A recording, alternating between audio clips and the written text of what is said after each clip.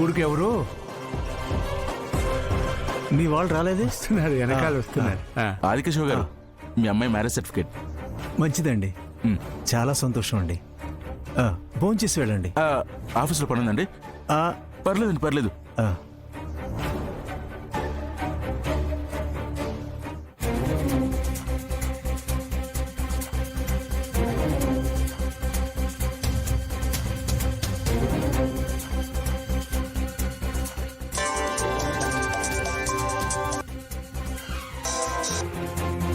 Hi Vihari, after long time, what a surprise. సారీరా, disturb చేశాను. నేను ఇప్పుడు ఒక పెద్ద ప్రాబ్లంలో ఉన్నాను రా. I need you help. ఏంటి ప్రాబ్లం?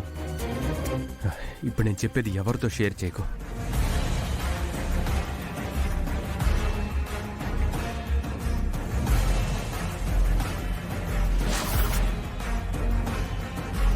వాడి పెళ్ళని చెప్పి నాకు పెళ్లి చేశాడు రా. సో మీ ఫ్రెండ్కు నువ్వు పెళ్లి చేయాలనుకుంటే అతను నీకు పెళ్లి చేశాడనమాట. నాకు ఇష్టం లేకుండా, నా ప్రమేయం లేకుండా చేసింది నా పెళ్ళి ఎందుకు అవుతుందిరా? ఓకే, నీ దగ్గర ఉన్న సర్టిఫికేట్ నాకు ఒకసారి పంపించు. యా, నీకు ఇప్పుడే పంపిస్తాను.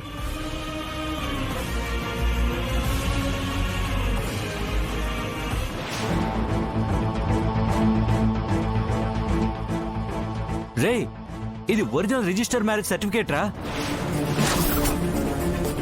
నీకిష్టం ఉన్నా లేకపోయినా నువ్వు సైన్ చేసావు కాబట్టి అఫిషియల్ గా మీ పెళ్లి జరిగిపోయినట్టేరా.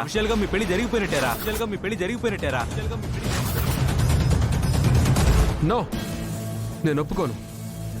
నాకు ఈ పెళ్లి ఇష్టం లేదని నేను అక్కడ చెప్పేస్తాను. రే, అది ఇంపాసిబుల్ రా. It's already done.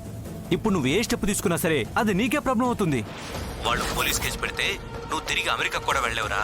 Visa problem అవుతాయి.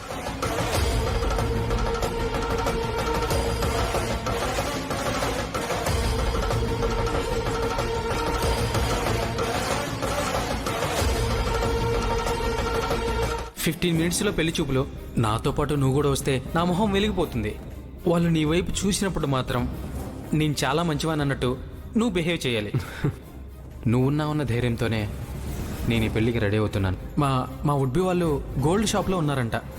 వీడియో కాల్ చేసి నన్ను సెలెక్ట్ చేయమంటున్నారు. నీకు వీడియో కాల్ కాన్ఫరెన్స్ పెడతాను, నువ్వు కొంచెం చూసి చెప్పరా. రే, అదేంట్రా నీ వాట్సాప్ నెంబర్కి నా ఫోటో డీపీగా పెట్టుకున్నావు?